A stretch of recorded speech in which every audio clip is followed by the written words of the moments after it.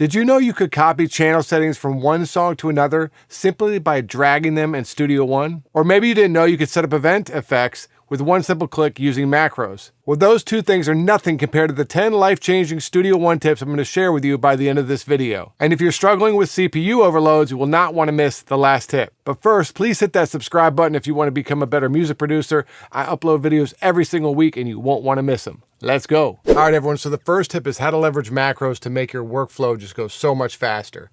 If you're looking at Studio One, if you've ever seen this little guy here, it looks like a little dancing ghost, I always like to call it. And if you click it, it already has a bunch of macros ready-made for you. So you can hit, for instance, add EQ, and it will put the EQ insert on your channel that you have selected. So that's all well and good, but what if you want to make your own macro to do something specific? Let's say we want to make a macro so that when we select this little piece of audio here, we can throw a delay on it automatically. It's really easy to do. So if you go over here to this cogwheel, you'll see macro organizer, right? So just click that on and you'll see these are all the different macros that Studio One already has built into it. So many times you'll find the macro you want just by scrolling through here, but let's show you how to create a new one. So all we do is we click new and we want to put a delay plugin right on the actual audio event. So you just start searching for what you're trying to do. So let's hit event and you'll see insert event effects. I think that's the one we want. So we click that and you go to add, right? Now this is over onto your macro side. Then you double click this and you can do a couple things. You could put a whole effects chain if you want, but here we're going for device, which is just a single plugin. And you'll click on here, you can put the splitter. Let's use the Valhalla delay. Click OK. And now it's all set. Now we just got to name it. We'll call it add delay and click OK. And as you can see at the top of our list now, there's an add delay macro that we've created. Now the next question is, well, how do we actually put it onto our event effect? Well, that's super easy. All you have to do is go up to anywhere. You can create all these different windows the way you want, but let's just go to the add effects, right click and go new button. Now, when we click this button, we right click the button again, hit assign new macros, right? And then there's our add delay. Now, all we do is we select our audio, hit an add delay, and boom, this is now has a delay on it. Okay, so on to tip 2. This still has to do with the macros. We put it on a button here, but sometimes it's a lot easier to create it and make it a shortcut, right? There's a couple different ways you can do this. I personally use a Stream Deck, and as you can see here, I have D-click, mouth D-click, deplosive. All my RX10 settings are on the Stream Deck, so I can click this piece of audio and hit the button and it will pull up the mouth declick right away with all the settings I like to have. If you don't have a Stream Deck, you can do this a different way. You can actually do this with what they call keyboard shortcuts. To get to those, real simple. Go to Studio One, keyboard shortcuts, and you'll find them all here. And so your macros will come up here and all that. And so if I hit add RX, you will see that these are the keyboard shortcuts I've created to add different effects or events or whatever you're trying to do. And all you have to do to assign it is just go over here, hit enter key. Let's say we wanted it to be A. We're not going to do this because this will mess up my whole session, but you would just hit assign. And then once you hit OK, every time you would hit A, RX would come up. So after you create your macros, this is a great way to make it all come together with keyboard shortcuts. On to tip 3. Now with Studio One, it accepts VST, AU, VST3 plugins. So there's 3 different formats. So when you install a new plugin, the plugin will be there 3 times. You'll have 3 different versions of the same plugin. And this can be very annoying for a couple reasons. One, you're scrolling through pages of plugins, trying to find the one you want. And then if you save settings on the VST3 plugin, and then you by mistake open the AU plugin, those settings aren't there anymore. So it's a really easy way to organize your plugins so you only have to see one of the actual versions. I'm going to show you how. Open up your browse window, right? And you'll see there's a bunch of different settings. We're going to go to effects here, right? And let's see on this Axis Analog plugin, I have both the VST3 version and the AU version.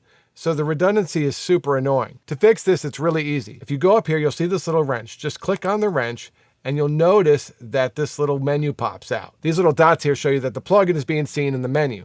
So if we just want the VST3 version, all you got to do is hit this little dot, and now you see it kind of grays out. And when we turn the wrench back off, there's only one plugin showing up for this Axis analog. And I go through and do this with all my plugins. That way I'm always usually using the VST3 version. While we're in the plugin menu, for tip 4, I'm going to show you guys how to favorite and thumbnail your plugins. Now you might have noticed when we had opened the wrench, there was a star next to these plugins as well. What that does is favorite the plugin so it goes into a special list, which is right up here under favorites. And if I open that folder, you'll see that all the plugins I use a lot are already favorited. And it's really easy to do that. So let's say we wanted to take this analog matrix plugin, right, and put it on our channel. You can favorite it a couple different ways. You can favorite right here just by clicking there, and now this will go into my favorites menu. Or you can even click the arrow on the plugin and hit favorite here. So let's do that. So now if we open up our favorites menu, you will see the analog matrix is there. And what's even cooler about this, you'll notice that some of my plugins have pictures. You can add the picture to any of the plugins you want. Just go back to the arrow here, click it, and you'll see update plugin thumbnail, right? Click that and boom. Now the analog matrix thumbnail is in there. And when I go to favorites, it's really easy to see and just grab the plugin I want and bring it over. Okay, so on to tip 5. We're gonna talk about the gain envelope. Old Pro Tools users like myself will remember this as the trim option. Now, if you've been using Studio One for a while, you'll notice there's always this square box here and you can turn the gain up and down, and that's helpful. And that is all pre-insert, or you can just take a piece and turn that up and down. But it's a little bit boxy and not completely easy to really automate the level of certain words and stuff like that. So what they have is gain envelope. And all you got to do is right click on the audio event you're looking at and click this little box. Now that we have the gain envelope on, we can really scroll out and get detailed on what even precise words we want to turn up. So you can make these little marks and then just slightly turn down this, but maybe boost up the second part of it. And you'll see the waveform changes as we turn up and down the different nodes. And this is a great way to invoke emotion and really level out your vocals before they even hit all your plugins. Okay, so on to tip 6. Everybody loves the reverse reverb effect. Really cool. It's great for the beginning of verses or even choruses. In Studio One, they make it super easy to use. This is how. First, pick the vocal you want. Let's say we want to take the beginning of this and have it do the reverse reverb effect. Separate it so it's separate from the other parts of the vocal region. And then we're just going to drag it down. Option, drag it down. So now we have the same vocal happening at the same time. Next, select the actual event. And this is all built into the macros. Just hit your macro button and look over here, add effects, reverse reverb, boom, hit that. It's doing it. And now it's there. What you'll notice is sometimes the reverse reverb kind of shifts, and what you'll have to do is just move it over. And this song isn't actually on the grid, but you can do eyeballed, or if it's on the grid, it'll probably make it easier. And now, let's take a walk outside. One pro tip about doing this, you'll notice that this is a mono track, right? You always want to make sure that we do the reverse reverbs as stereo tracks. So doing it one more time, let's bring this down, switch this, and now it's stereo. It will sound a lot better this way. And now we'll hit the reverse reverb again. And now you'll see that's the stereo track, and it's probably going to sound a bit better. Let's take a walk.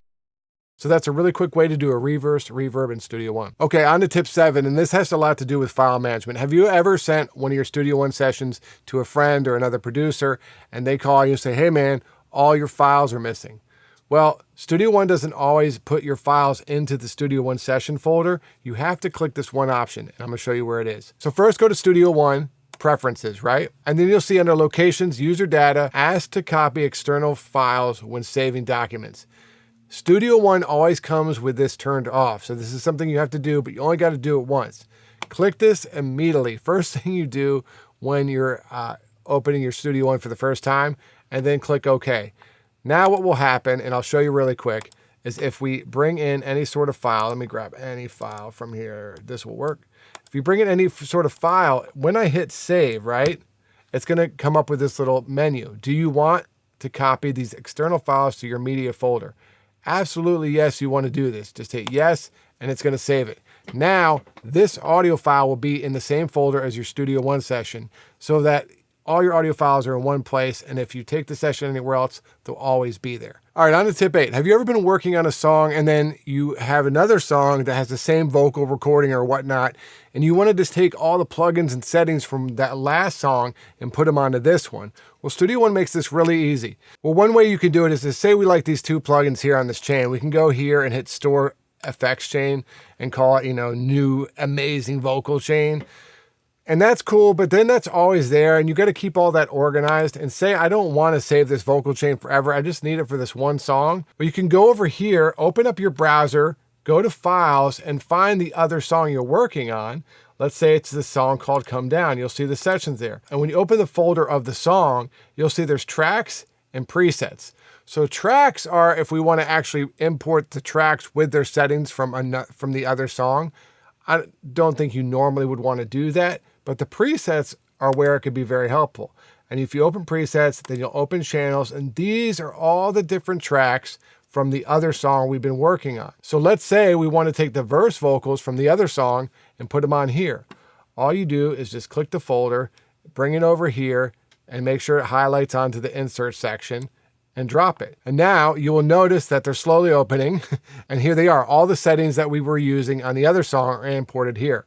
One thing to note is if you have plugins before these, which we do, we had these 2 plugins before, they're going to come on after, which is fine. But if you want it to be the same exact settings, make sure you just take off whatever plugins were on there before so that it's the same exact chain that you had in the other song. So tip 9 is one that probably all of you already know, but if you're coming from a different DAW, this will be game-changing for you, especially if you're coming from Pro Tools. Let's say on this track, we have all these plugins, and the vocal sounds amazing, have a couple sends for reverbs and delays, and the next 3 tracks are the same exact vocal just for different parts, and we just want that chain on all of those. Now, in Pro Tools or some other DAWs, you'd have to go one at a time, drag the plugin over, then close the window, then drag the next plugin over, and it would spend about 5 minutes doing all this. Not in Studio One. You can select the next track, and then once you see the hand, pull this over, and all the inserts are going to transfer over. Same thing with sends. You can go here, wait for the hand, drag it over, and all the sends show up there too. What's even better is you can select up to 3 tracks or 1,000 tracks, whatever you want to do, and then pull the inserts over, and it will put it on every single track. When you're mixing tons of vocals, this is such a game-changing setting and is one of the main reasons I actually switched to Studio One from Pro Tools. All right, everyone, for the last tip, tip 10, and this is the one I was telling you about, will help you if you're having CPU issues and you have a slow computer. It has to do with event effects. Now, event effects can suck up CPU consumption really fast if you have a lot of things going on with different tracks. For instance, let's say on this vocal, we had a vocal line on here, right? And I even used it to declick because there was a click in there. So right there, there's 2 pretty heavy duty plugins being used on this one line. And let's say it's on a ton of vocals. It will start adding up and your CPU level will start peaking out. So you could just render this. That's one way to do it. But I always there's those plugins are still there and it's kind of annoying. Or I've had instances where, say you already have vocal line and you need Melodyne, the computer will just crash on you. So there's a way I get around this, and it's called bounce selection. And all you got to do is right click, go to events, and you'll see bounce selection. I even have a shortcut to it because I use it all the time. We'll hit bounce selection. This is actually going to do it in real time just because the audio out is going to the camera, but it will be fast, processes it down, and you'll notice as soon as it's done, our event effects are done, and this has been processed. This looks crazy because I didn't set it up correctly, but it would usually work just fine. I like to do this too because not only have you gotten rid of all event effects and it's destructively done, I'm not going to want to redo that stuff. If I need to add more event effects, it's really easy. I don't have to unrender and all that. Plus, all my plugins are still there, so whatever I need to change, I can change, and it's not a problem. All right, everyone, I hope those tips were helpful for you. If you want to see my personal Studio One mixing template, you can watch it in this video right here. If you need your songs mixed or mastered, hit me up at mixandmastermysong.com. You can also find my courses and presets there too. Talk to you soon.